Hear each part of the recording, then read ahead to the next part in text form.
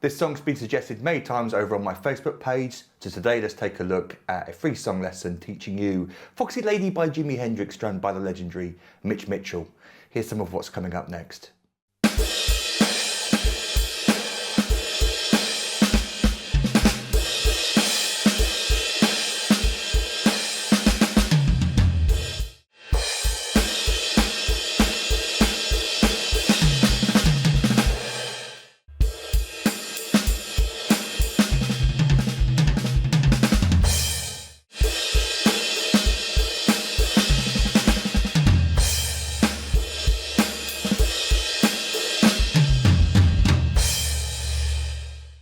So as always, I've got the transcription for you. I've got 2 pages of the song transcribed. You can download these PDF pages from my website for free. You'll find the link beneath this video. And what I've got for you are the coolest parts, I think the most important and funnest parts of the song. Funnest, is that a word? So there's like 1, 2, 3, 4, 5 different sections with all the main drum fills, the ones that don't repeat themselves. There are a few ideas that sort of repeat, it's just the orchestration that changes. So hopefully I've got your favourite parts here included. I'm going to start off with the first 1, 2, 3, 4, 6 bars of the song, get you an idea of what Mitch plays during most of the groove, most of the verses. And I've written at the top here, all 16th notes are swung throughout unless stated. So we're playing 1 E and a 2 E and a 3 E and this 16th note lilts, da da da da da da da da. But then some of the drum fills, as we see on the second line, are played straight, but we'll get to that in a minute. So we come in with that woo guitar bit coming in, and then Mitch comes in with a little upbeat 16th note on the snare drum.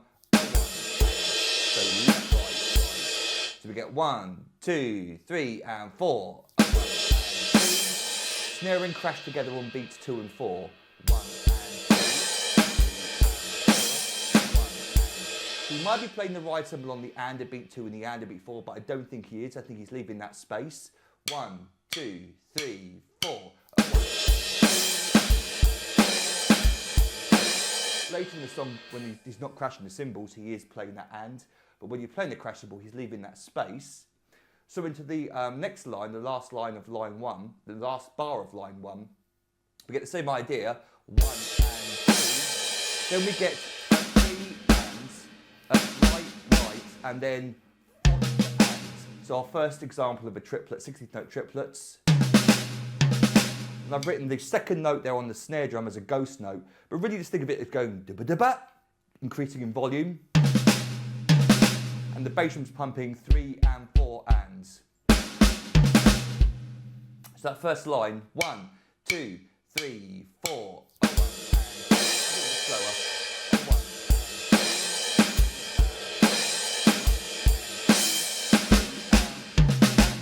1 and 2, and.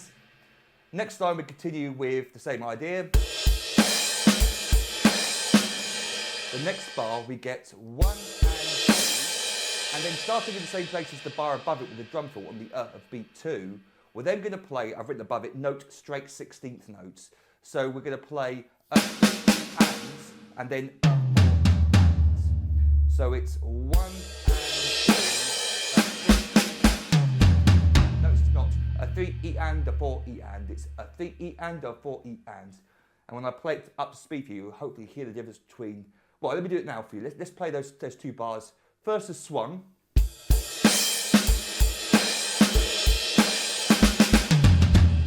That's swung. He plays them straight.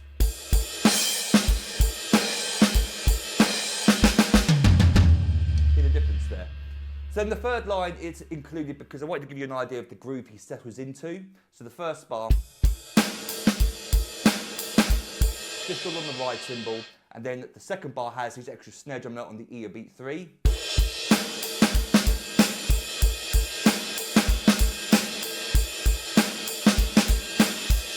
that's also a bass drum on the and a beat 4 there. So now let me play for you all 3 lines, the first set of 6 bars up to speed. Without the microphone, so you can hear just the drums. Here we go.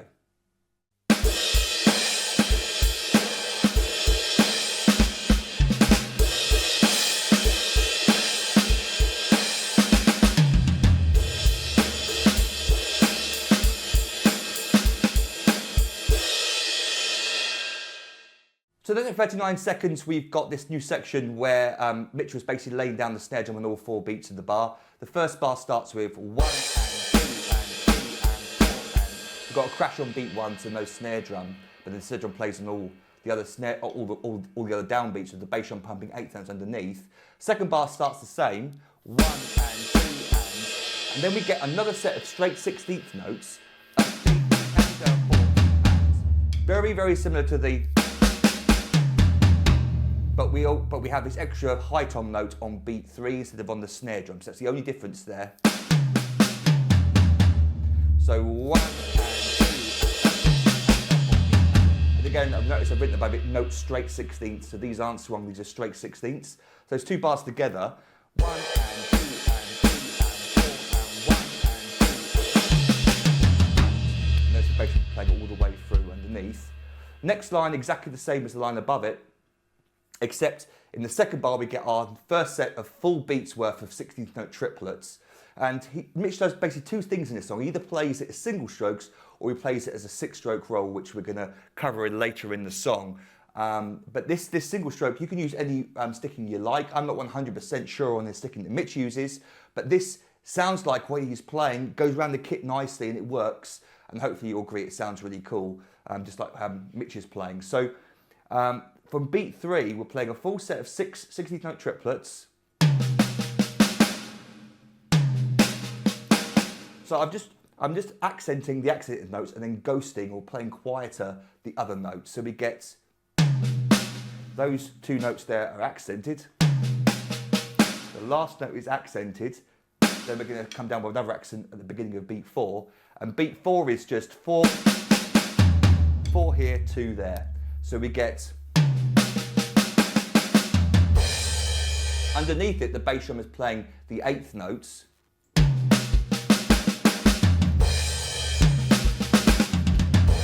I accidentally played 4 on the floor tom there.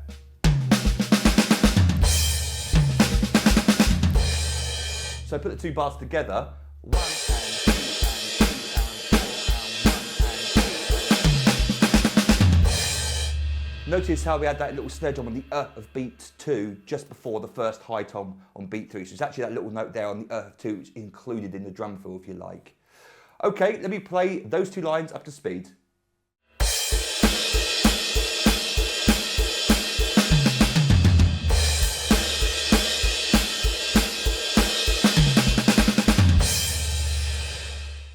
So then 1 minute 33, I've got my next favourite drum fill of his in the song. And it's exactly the same as we just did with the first bar just for context. Second bar exactly the same. We come out of it exactly the same into 2 beats worth, beat 3 and beat 4, 2 sets worth of 16th note triplets. And this is again using single strokes and very similar idea. We get this.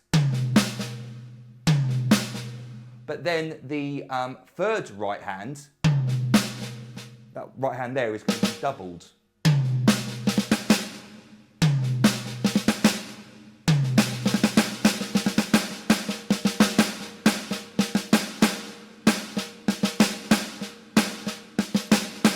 I'm playing all single strokes except that third right hand note, if you like, the 3 to t and t, if you want to count it like that, is doubled.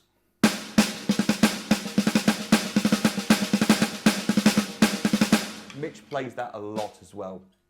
Very, very cool. We've taken the idea from previously played, we just doubled up one of the notes and it sounds completely different, I think. So the orchestration is, so it's dum, da, dum, dum. They're the 4 accents. And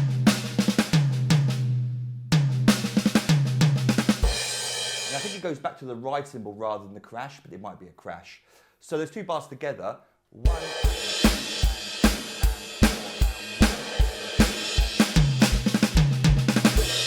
Lovely.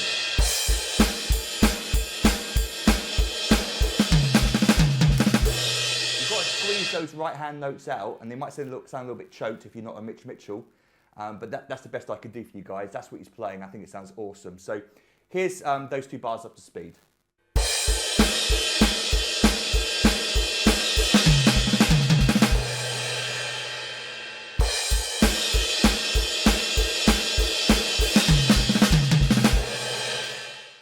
So this next idea occurs at 2:02, and I was able to find an isolated drum track. And I must admit, without it, I don't think I would have been able to work out exactly what's being played here, because it's very low in the mix, or the guitars are very high in the mix. And so it's kind of hidden behind this wall of sound. And so finding the isolated drum track, I was able to sort of work out what I think he's doing. I've worked out where all the notes are.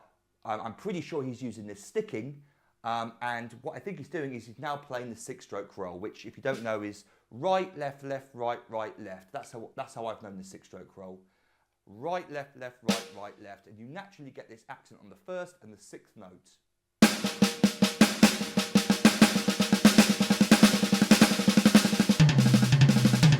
Allowing you to throw accents around the drums in a really cool way. Now, what I think Mitch does with this is kind of unique, is he plays it like this.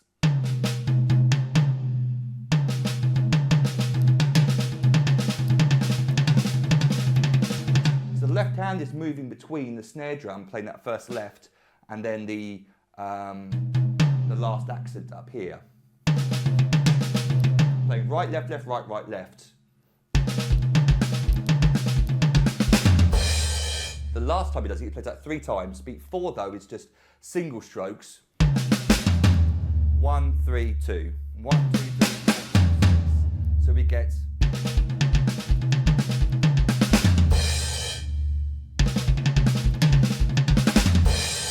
Hopefully play it a little bit smoother than that. But the bar before it is basically just your groove. Yeah, that again for you.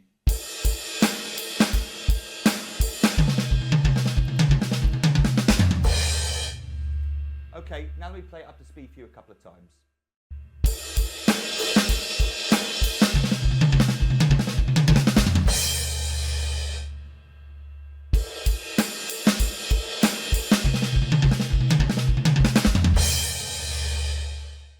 And then finally what I've got for you, starting at 2 minutes 55, are the last 3 big drum fills of the song. But they've also got this offbeat stab thing going on in the second bar of each line, so I wanted to include it for that reason as well. So the first bar, just groove, 1 and 2, 3 and 4, and we've got the bass drum on the and of 4 there, and then we get 1 and I don't think the bass drum plays all the way through this. I think it's just 1 bass drum on beat 1. Again, the isolated drum track was essential for this. 1 and 2 and. So it's the, remember that drum fill from the beginning of the song? It's exactly the same. But then we've got 2 swung 16th notes, a 3, so it's not, they're not evenly spaced. We're actually missing a middle note of a triplet there. But for the sake of easy notation, I've written it as swung 16ths. Don't worry about it too much, you just got to hopefully play it in time.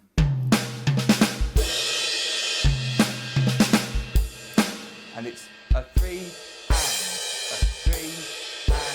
4 and. That's the key bit there, the and, a beat 4 on the snare drum, this delayed snare drum. So the first line, 1 and 2, 3 and 4, and I missed the bass drum on the and of 4, 1 and 2, 3 and 4, and 3 and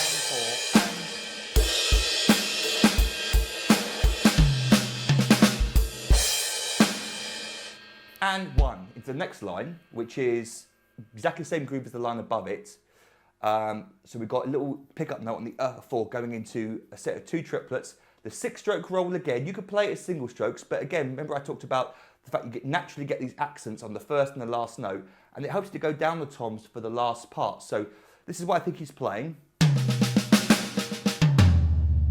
So it's right, left, left, right, right, left, right, left, left, right, right, left, right. And that ends on beat 3. The bass drum's playing 3 and, or 1 and 2 and 3. And we've got the and on the crash. Into our next line. So that line.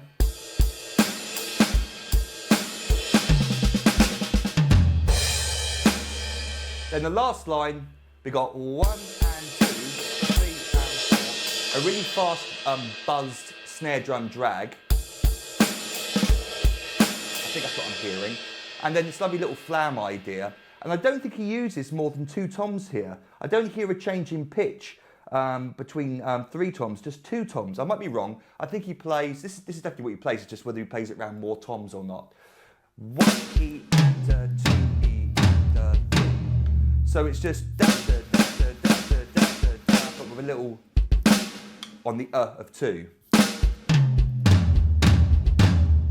The last bass drum is doubled up, and the song ends on the and a beat 3. So we get 1 and 2, 3 and 4, 1 E and a 2. Really fun to play.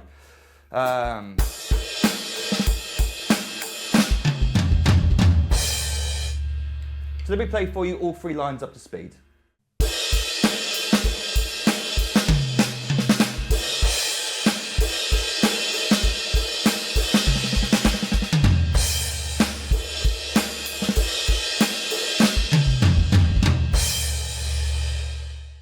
So there you go. I hope you found the lesson useful and enjoyable. Don't forget to download both pages of the PDF from our website for free. Again, the link is beneath the video.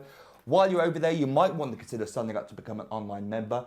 And what I'm currently offering for £97 is a full year's online access to every single full video song lesson that I've ever recorded and transcribed. And that's coming up to 750 famous and popular songs where, unlike this lesson, I teach you the song from start to finish. You get the fully transcribed PDF drum chart.